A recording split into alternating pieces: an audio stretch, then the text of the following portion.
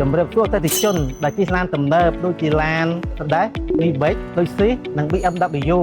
ដែលជាប្រភេទឡានស៊េរីចាស់ៗដែលមិនមើលពីបញ្ហាតូចតាចខ្វះជាការជួសជុលដ៏ធំដុំពីព្រោះរថយន្តទំនើបនៅប្រទេសកម្ពុជាគឺជារថយន្តដែលនាំចូលស៊េរីចាស់ៗមកហើយអញ្ចឹងហើយយើងត្រូវតែថែរក្សារថយន្ត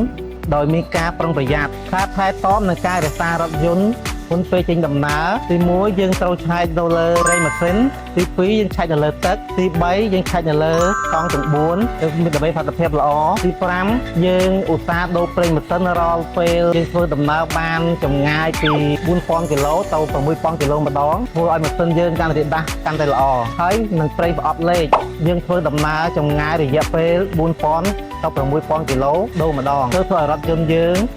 ធ្វើដំណើរទៅកាន់តែល្អមិនងាយខូចហើយនឹងប្រាំងយើងឧស្សាហ៍ឆែកមើល记得关注再走哦。